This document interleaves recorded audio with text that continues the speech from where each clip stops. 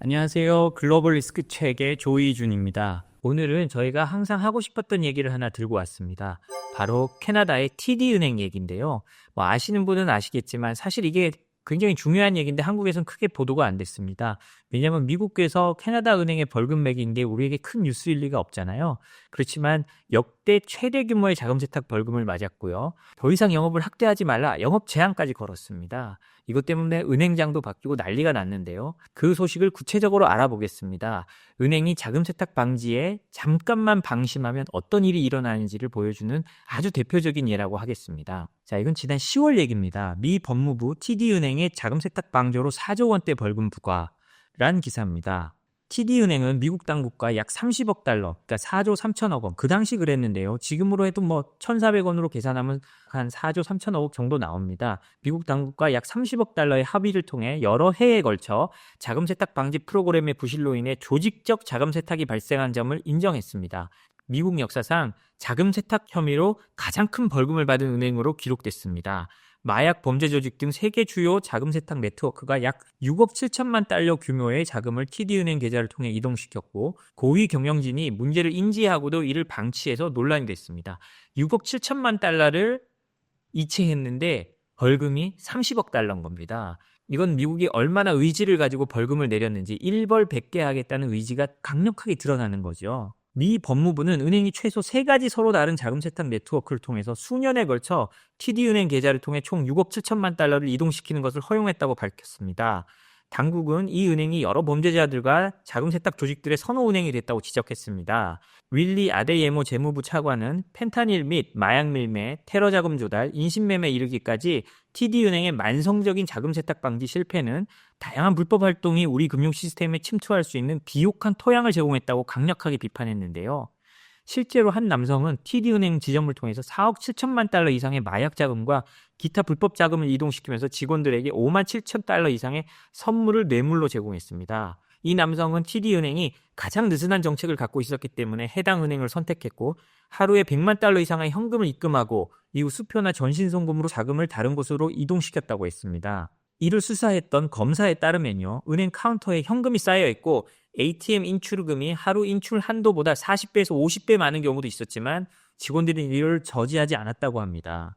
이 외에도 5명의 직원이 범죄 조직과 협력해서 계좌를 개설하고 유지하면서 마약 수익금을 포함해 콜롬비아로 3,900만 달러를 세탁했다고 하는데요. 그 동일한 베네수엘라 여권으로 다수의 계좌를 만들었지만 은행 직원들은 체포될 때까지 이 문제를 인지하지 못했다고 합니다. 그냥 한마디로 자금 세탁에 대해서 직원들이 교육을 받았겠지만 손을 놓고 있었던 거예요. 그냥 이러니 저러니 한 겁니다. 그러니까 미국이 일벌백계 한다고 6억 7천만 달러 보낸 은행에 30억 달러의 벌금을 매긴 건데요. 다음 기사를 보면 TD은행 직원들의 문제점이 뭔지가 그대로 드러납니다. 자금 세탁 비웃는 TD은행 직원들 경력이 끝났다는 것을 이제 알게 됐을 것이다. 이런 말인데요. 지금 TD은행의 벌금을 발표할 때는 갈랜드 장관, 미 법무부 장관이 직접 발표했습니다. 캐나다은행, 그러니까 미국 법인이겠죠. 캐나다은행 미국 법인의 문제인데도 미 법무장관이 나와서 직접 발표한 거는 그만큼 이 문제를 심각하게 생각하고 있다는 겁니다. 근데 갈랜드 장관은요, 이걸 발표하면서 그냥 범죄 혐의만 읽은 게 아니고요. 이날 기자회견에서 3개의 이메일을 읽었습니다. 한 고객이 100만 달러 현금을 입금하고 같은 날 돈을 수표로 인출하는 매우 의심스러운 고객인데도 은행 직원들은 서로 메모를 공유하고 있고 여기서 메모란 건 서로 이메일이나 아니면 메신저를 공유했다는 거였겠죠.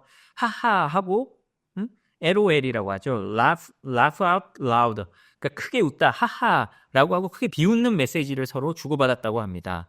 감사팀 직원들입니다. 이 감사팀 직원들이 악당들이 우리 은행에 대해서 어떻게 생각하냐 라고 하니까 이 사람이 아주 쉬운 표적이 됐지. 하하, 쉬운 표적이지. 라고 답글장을 보냈다는 거예요. 그러니까 직원들도 다 알면서도 그냥 손을 놓고 있었던 거예요. 공격적으로 영업을 확장해야 되니까. 쉽게 거래할 수 있도록 만드는 게 이 사람들의 주 목적이었지 자금 세탁 방지가 목적은 전혀 아니었던 겁니다. 아주 일상적인 걸 놓치고 영업에만 몰두한 거죠. 그 밖에 TD은행 직원들은 여러 차례 자금 세탁과 관련된 상황을 농담거리로 삼았지만 의심스러운 거래를 제대로 신고하지 않았습니다. 그리고 그 법무부에서 사진을 공개했는데요. 이 사진에는 그러니까 은행 카운터에 현금을 산더미처럼 쌓아놓은 사람이 그냥 현금을 밀어넣는 모습이 나옵니다. 그런데도 TD은행은 이걸 아무런 신고를 하지 않은 거예요. 이 의심이 되는지도 전혀 문제 삼지도 않고요. 이런 것들이 무려 30억 달러, 그러니까 4조 2천억이란 천문학적 벌금을 받는 이유가 된 겁니다. 그 다음 기사를 보면요, TD은행의 후회가 나오는데요. 정말 자금 세탁 방지를 지키는 게 최고의 비용 절감 투자라는 TD은행의 후회가 담긴 기사가 있습니다. TD은행의 허버트 마자리에고스 자금 세탁 방지 담당 임원은 최근 캐나다에서 열린 한 컨퍼런스에서요, 금융권에서 우리 은행의 사례를 교훈 삼아서 규제 준수를 강화해야 한다라고 말하면서 자금 세탁 규정 준수가 장기적으로는 비용 절감할 수 있는 비용 절감형 투자라고 강조했다고 합니다. 오늘 뉴스에 나온 것은 TD은행이지만 앞으로 이런 일은 당신들에게도 생길 수 있다, 이렇게 말을 했다고 하는데요. 그러면서 그는 이번 일을 통해 각자 프로그램을 더욱 개선할 기회를 잡아야 한다라고 말했습니다. 그러니까 은행들이 컴플라이언스에 투자를 많이 해야 한다는 거죠. 그는 컴플라이언스를 단순한 비용이 아닌 장기적으로 비용을 절감하는 중요한 투자로 여겨야 한다면서요. 문제가 발생하면 큰 손실을 입게 될 수밖에 없다. 결국 은행의 포트폴리오도 무너지고 수익도 감소하게 된다고 말했습니다. 아까 말씀드렸듯이 TD은행은 미국에서 더 이상 영업을 확장할 수 없도록 그런 명령까지 받았습니다. 그러니까 한마디로 그냥 인플레이션으로 돈이 늘어나는 걸 생각하면 오히려 있는 영업도 다 줄여야 되는 겁니다. 그래서 TD은행은 더 이상 성장할 수 없는, 그리고 원래 인수합병 하려고 했었거든요. 인수합병으로 덩치를 키우려고 했는데 인수합병은 언제 이제 다시 가능할지 그 가늠할 수조차 없어졌습니다. 아까 말했듯이 직원 교육도 굉장히 중요하잖아요.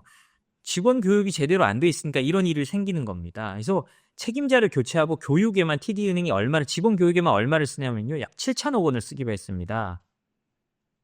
TD은행장은요, 은행의 자금 세탁 방지 프로그램이 기준에 미치지 못했고 효과적으로 모니터링, 감지, 보고 및 대응하지 못했다고 말하면서요, 훈련 프로그램에 5억 달러, 그러니까 약 지금 돈으로 하면 7천억이죠. 7천억 이상을 투자하고 수백 명의 자금 세탁 전문가를 채용했습니다. 이건 단순히 30억 달러 벌금의 문제가 아니고요. 앞으로 그 문제를 해결하기 위해 들어갈 돈이 또 천문학적으로 늘어나는 겁니다. 직원 교육에만 5억 달러니까요. 시스템을 갖추고 향후 또 더 고도화하는 데 또 어마어마한 돈이 들어갈 겁니다.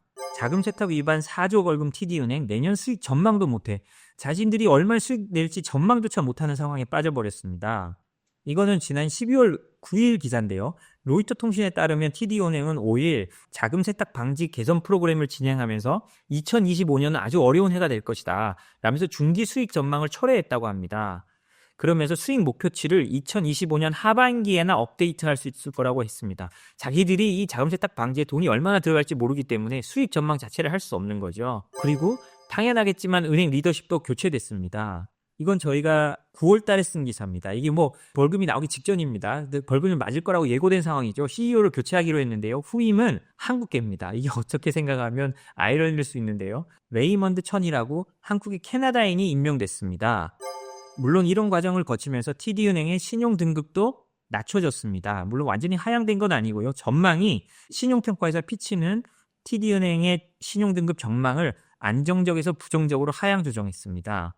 이런 TD은행의 사례는 자금 세탁 방지 조치의 중요성을 강조하고 있습니다.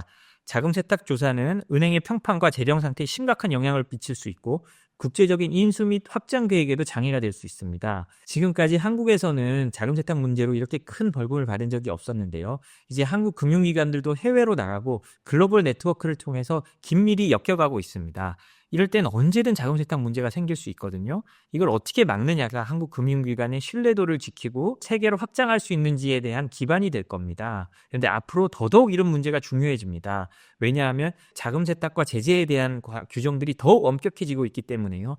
더더욱 조심해야 됩니다. 특히 AI가 들어오면요. AI가 평가하는 것에 대해서 사람이 다시 한번 평가해야 됩니다. 여기에 대한 인력들이 엄청 늘어날 거라는 리포트들이 많거든요. 은행 창구 직원이나 이런 영업 직원들은 줄어들지만 이 AI나 이런 것들이 하는 거를 검토하는 직원, 컴플라이언스 직원들은 더 늘어나게 된다고 합니다.